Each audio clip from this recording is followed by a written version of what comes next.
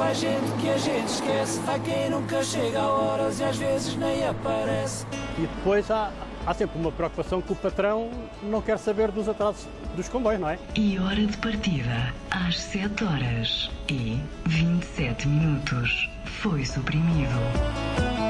Logo pela madrugada vai o sinal de um bocejo. Vai uma noite acordada, vai a lembrança de um beijo. Vai quem perdeu quase tudo e quem não tem nada a perder. Vai quem perdeu quase tudo e quem não tem nada a perder. E vai alguém com um ar sisudo, depois de a entender. Pedimos desculpa pelos incómodos causados. Onde se acentua mais o mau serviço é ao final do dia regresso a casa. Porque aí não sei explicar, mas há uma concentração maior de pessoas quando há aqueles atrasos, que ouvimos aquela senhora sempre na gravação a pedir desculpas em nome da CP, aí é que é sempre uma grande confusão quando algum comboio não se realiza. Na estação de Massamá, uns quantos escondem-se do frio que corre em cada canto. Jorge Antunes conhece ambas, a estação e a linha que usa há 18 anos. Sabe ainda que a CP, quando promete um comboio, nem sempre cumpre. A senhora que o diga. Senhores passageiros, lamentamos informar que o comboio suburbano CP Lisboa, com destino a Mira Sintra, Melessas, e hora de partida às 7 horas e 27 minutos, foi suprimido. Ou a pessoa se levanta cedo e já vem a contar com os atrasos, o que não é vida, ou então anda sempre no fio do arame, porque é sempre uma incerteza. E aqui na linha de Sintra, em termos de horários, é um bocado perigoso as pessoas contarem com o cumprimento do horário. Ainda hoje recebi uma mensagem, portanto, de um utente que o comboio que fazia a ligação Sintra-Lisboa das 7h30 da manhã não apareceu e o seguinte, portanto, vinha com um atraso de 5 minutos. Pelas contas da CP, 11% dos comboios em Sintra e em Cascais chegaram atrasados o ano passado. As queixas de quem espera e desespera espalham-se tantas vezes online, escritas por passageiros que alcançaram o destino fora de horas.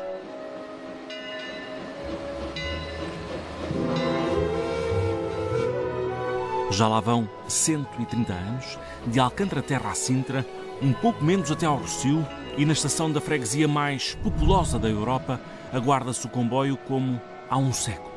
É a única estação aqui da linha de Sintra que não sofreu qualquer alteração, portanto mantém-se no seu modelo quase inicial de construção. Não se consegue justificar isso. Tem a ver com os nossos representantes, governantes, não sei, não faço ideia, mas acho que não tem qualidade. Houve aqui alturas em que nem este que estamos agora aqui sobre ele era muito complicado de facto. Lembro-me de haver um dia que já estava atrasado o comboio, as pessoas vão acumulando, porque vêm para um e depois ficam para o seguinte e ficam todos, porque o anterior não passa. Lembra-se do pior dia de chuva que aqui tenha apanhado? Sim, no ano passado, mais ou menos por esta altura, que havia muita gente aqui a apanhar chuva. Na estação de Roma Arieiro, quem chega tem um acordo silencioso com quem parte. No topo de uma escada rolante, espera-se que uns quantos cheguem cá acima. À mão, inverte-se em seguida o sentido da marcha. Para quem desce a meio da plataforma, é o jeito mais rápido de sair da estação. Nos últimos 10 anos, a linha de Sintra perdeu 1/5 dos passageiros. É, ainda assim, a que mais transporta em todo o país. 180 mil sobem a bordo todos os dias úteis. Nos tempos da austeridade, das greves a cada mês, dos aumentos abruptos dos passes, agentes atreveram-se pelo IC19, o principal acesso a Lisboa, e não regressaram aos trilhos. 68% do tráfego de mobilidade na área metropolitana é feita por carro próprio. 20 e poucos por cento de comboio e 10% de pedonal. E as tarifas tiveram aumentos muito substanciais. Em julho de 2011, salvo erro, aumentaram mais de 14%. E se for ver a estatística, a esse aumento de 14%, houve uma diminuição de quase 1 milhão de utentes. Quem vem de fora parece indiferente à apetência nacional pelo automóvel. O comboio ganha entre quem viaja pelo país e a Sintra quer chegar. It's very nice. It's very easy to take a ticket, so to find the train. So almost every 10 minutes has a train. So it's very easy to come here. Yeah. Mais confortável, já há mais segurança, já basta não esses gandulos que andam para ir para trás e para dentro já não podem apanhar o comboio, não se podem agarrar. Isso também é muito bom. As composições que circulam na linha de Sintra chegaram a estrear nos anos 90. Há 4 anos, boa parte foi substituída pelas automotoras de 2 andares que tanto incomodam os passageiros por terem apenas 2 portas de acesso onde todos se juntam, complicando a vida de quem sai. As mais antigas são uma autêntica dor de cabeça para a CP. Os rodados sofrem um desgaste demasiado normal a alguns troços. Nós temos aqui, portanto, carruagens e comboios que rolam sem estar com uma segurança absoluta, porque os rodados têm um desgaste anormal. Um rodado normal tem um desgaste de 800 mil km, e os nossos só 100 mil km já têm problemas. Portanto, com distorções nas rodas, com autos que não dão conforto e não sei se tem uma segurança exemplar. Próxima paragem, Oeiras.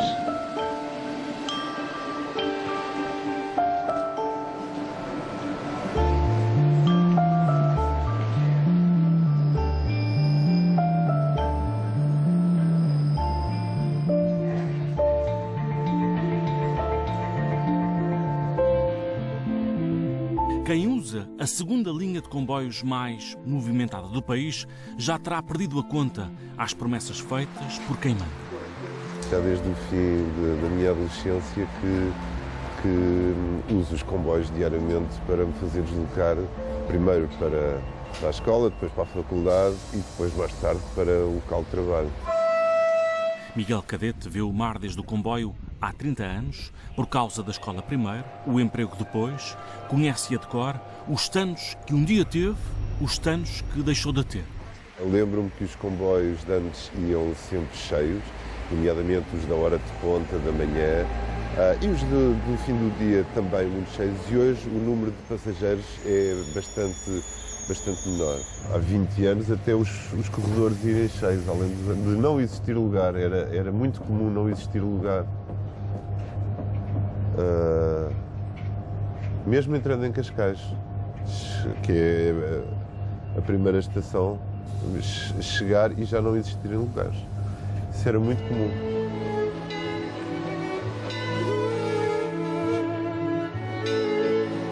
Já lá vão 128 anos. Inaugurada em 1889, com pompa e circunstância, a linha de Cascais perdeu 1/3 dos passageiros na última década.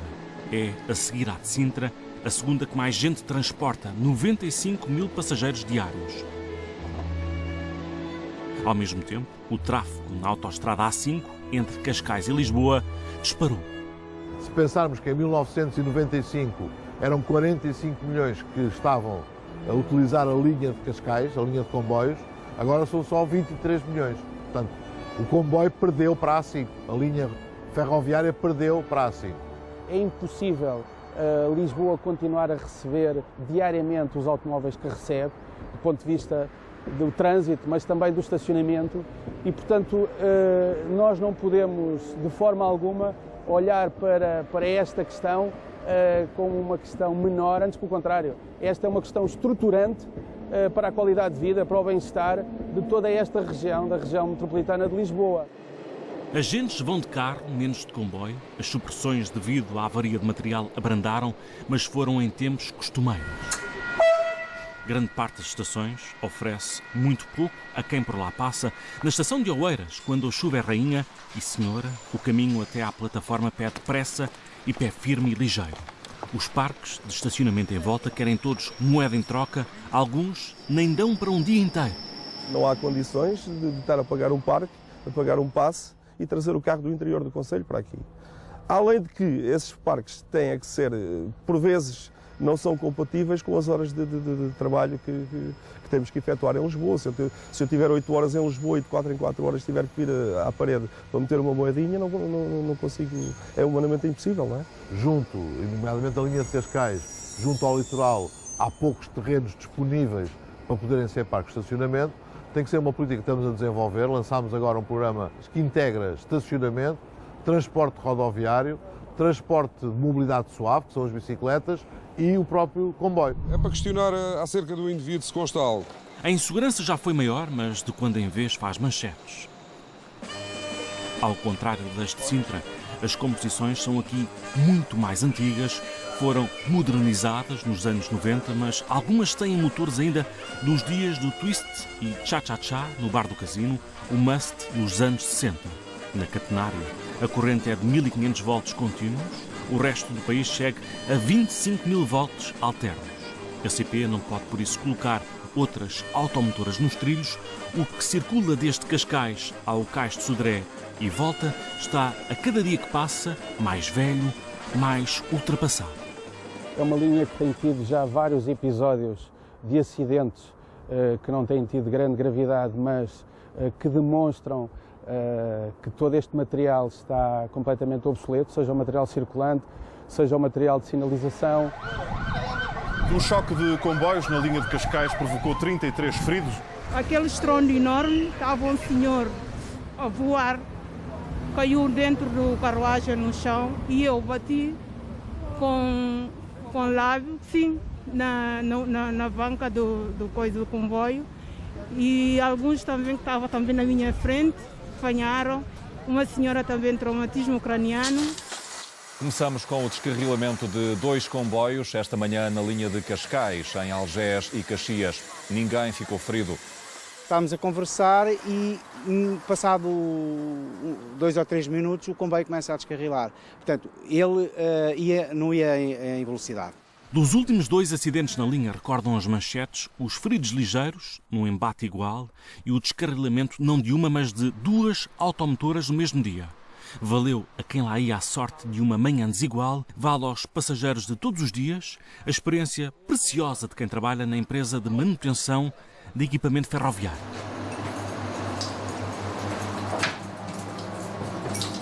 Cada automotora das 31 a circular na linha de Cascais vem ao Hospital dos Comboios uma vez por mês. O fabricante destas composições não existe mais, as peças já não são fáceis de encontrar, a Faculdade de Engenharia do Porto dá uma ajuda a prolongar a vida ao material há muito em fim de vida, há mais umas quantas automotoras para abate num parque em Carcavelos, tantas vezes ventradas para manter nos trilhos o que aos passageiros faz falta. Podem-se referir, por exemplo, peças nobres como os bogis, ou simples pegas de banco, ou folhas de porta que, depois de estarem reparadas, constituem reserva para a manutenção. Evitamos de comprar ou evitamos de nos preocupar em, assim que avaria, ir recuperar, criando dessa forma uma almofada que nos permite gerir situações mais complicadas. O número de material já está muito escasso e dizer que hoje, por exemplo, as oficinas também da EMF, portanto, que são as oficinas que dão assistência a estes comboios em toda a rede ferroviária, debatem-se com falta de trabalhadores, debatem-se com regras de funcionamento, quase que para comprar um parafuso é preciso lançar um concurso público, portanto, e aquilo está de tal modo, está de tal forma esticada que quando há uma avaria, inicialmente toda a cadeia de oferta é afetada. O governo anterior chegou a equacionar um gasto de 252 milhões de euros na linha de Cascais, mudava a catenária, comprava novas composições, mais tarde prometeria apenas 160 milhões, 128 de Bruxelas, o resto concessionado a privados. A ideia foi abandonada durante a fusão da Refer e das Estradas de Portugal. O executivo atual promete renovar a linha com menos, 126 milhões apenas. Guilherme de Oliveira Martins, o secretário de Estado das Infraestruturas, garante que não precisa de mais. Diz que chega para modernizar a linha, mudar a tensão, mas mantém nos trilhos as mesmas velhinhas carruagens. Com 126 milhões contempla-se a modernização na linha, a mudança de tensão, a mudança da infraestrutura para dar mais conforto a quem utiliza a linha. Compara-se com posições novas também? As carruagens já existentes, que são renovadas, são carruagens que funcionam e que demonstram que a regularidade e a normalidade do funcionamento da linha está de acordo com os padrões, aliás, acima da média dos padrões nacionais. E, portanto, os 126 milhões é um número que vale tanto como dizer qualquer outro número, porque não tem nenhuma explicação, nem nenhum prazo sequer de aplicação. Portanto, é uma conversa que não tem do ponto de vista efetivo, não tem nenhuma consequência. Os governos que têm passado têm deixado arrastar esta situação, fez-se uma renovação do material motor, do material automotor no 97, 98, 96, nunca mais houve investimento e já se previa que aquele investimento tinha apenas a intenção de durar 4 ou 5 anos. Já vamos lá com 18 anos de arrastamento na situação e sem a solução final. Nas oficinas de Oeiras, uns entram, outros partem de cara lavada. Os quilómetros que marcam ditam o caminho à revisão. Quando foi cancelado o concurso para a compra de novos comboios, no governo anterior, apertou-se ainda mais o plano de manutenções. Os comboios entram para reparação muito mais cedo agora. Cada executivo que chega sacode para o próximo a decisão de investir. Até lá, sobe a fatura, disparam os gastos. Economicamente, pode começar a deixar de ser relevante andar com eles. Mas nota-se que a fatura sobe todos os anos devido aos custos de manutenção destes equipamentos já mais obsoleto, como o senhor dizia? Nota-se que temos algumas dificuldades acrescidas em encontrar alguns equipamentos específicos para garantir a substituição de alguns que vão variando. Mas a fatura sobe nesses casos. Devagarinho.